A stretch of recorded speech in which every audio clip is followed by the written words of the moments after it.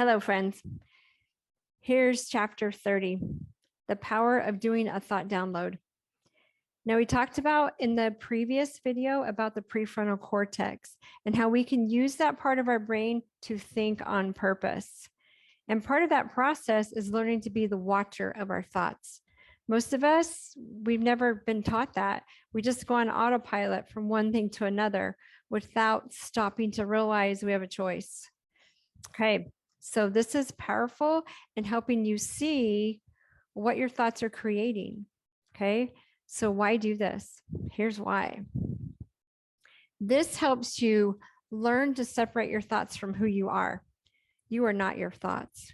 When you tell yourself, I'm not good enough, I suck at this, I can't do this, simply not true. It's just a sentence that your brain's giving you that you've chosen to believe. Okay, that's not who you are. It helps us learn to look at our sentence objectively to try to figure out why we're thinking that way and what those thoughts are creating. So again, it's that stepping outside of yourself to see and question those thoughts, which I'll tell you some questions you can ask yourself down here. It helps us learn to think more deliberate, to be able to go to that choice point and know that, hey, I've got a choice here. And we feel better. And if you do this before bed, you'll sleep better. A lot of times our thoughts, we get thought looping, and this will help stop that. Stop those thoughts from spinning over and over and over. Getting them on paper gets them off our brain so that we don't have to keep repeating over and over and over things that are so upsetting to us, things that are causing anxiety. It's coming from our thoughts and what we're worried about. And helping us, again, look at those objectively is helping us change to create the life we want, to become the version of us that we want, to be able to achieve the healthy goals that we've set for each other, to achieve the healthy goals we've set for ourselves. Okay, all you have to do is give yourself 5 minutes, set that timer for 5 minutes and write nonstop.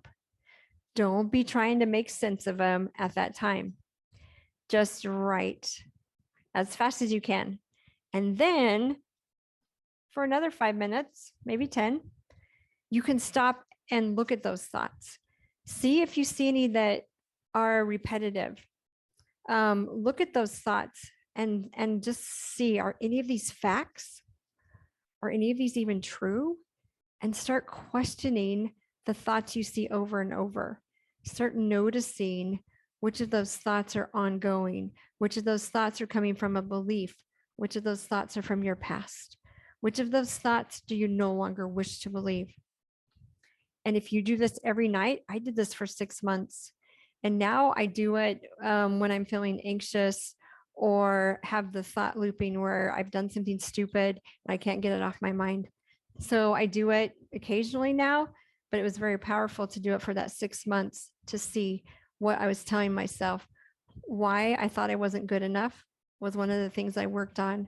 And just again, that awareness of what I've been telling myself for all these years. Okay. Here's some questions you can ask yourself. Do I want to keep believing this? What am I making this mean? What do I want to believe? Which of these thoughts are even true? Because if our thoughts are just sentences, they're not really true or false, but we think they're true. Okay.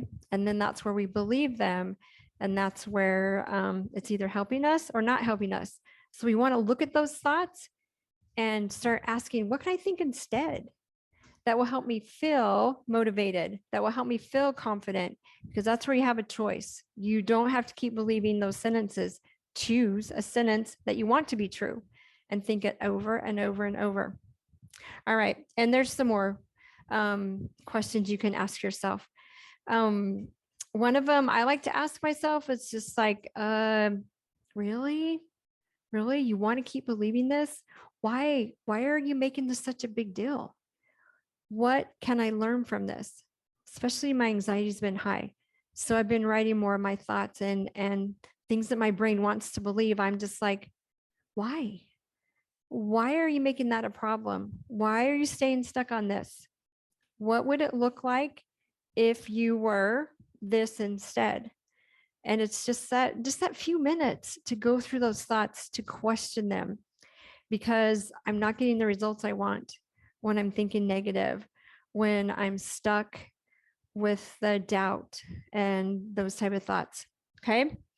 And then another one, a client today was saying how she thinks that she's reached her worst fear, that she is fat.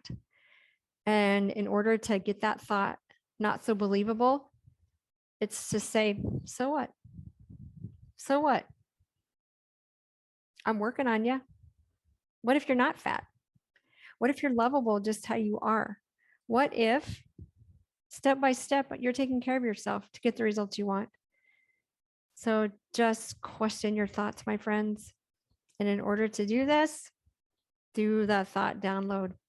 5 minutes to write it, maybe 5 minutes to review them, and ask yourself some questions.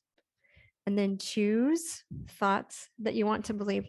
Okay, part of the journey, increasing our thought awareness every single day.